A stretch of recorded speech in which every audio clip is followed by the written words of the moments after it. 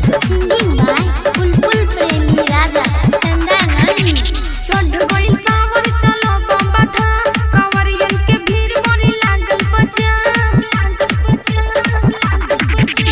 चढ़ गइल सावन चलो बम्बा था कंवरियन के भीड़ मोरी लागल बजाम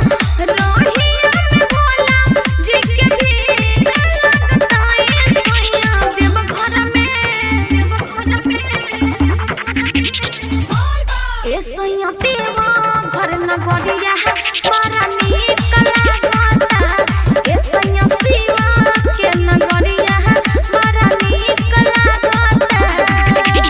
जिम जिम रिकॉर्डिंग स्टूडियो सिमरी बख्तियारपुर।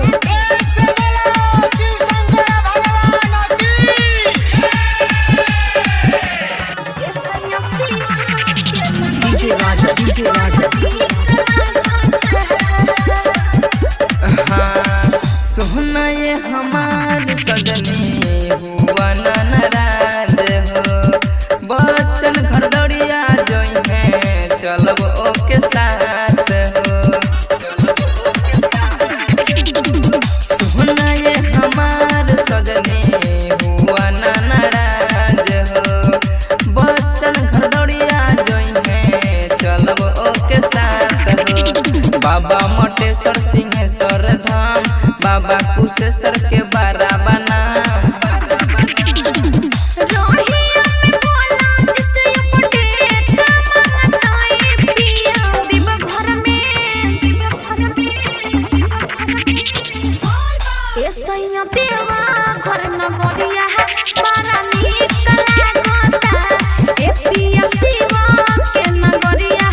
मारा नीक लागता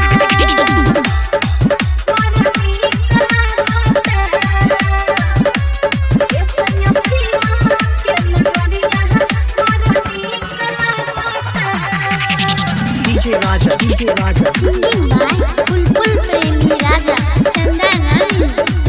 सोना ये बुलबुल राजा होली कहिया बुद्धि देवा घर जाके हमारा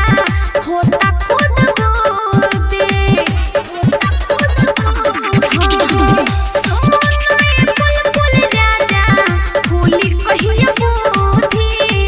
देवा घर जाके हमारा होता खुद बुद्धि चंदा के जीवन संवर जाई हो देव घर में भोला नजर आई हो रोहिया में भोला जी के भीड़ लगता है पिया देवा घर में ए सोया देवा घर न गोरिया मारा नीक लागता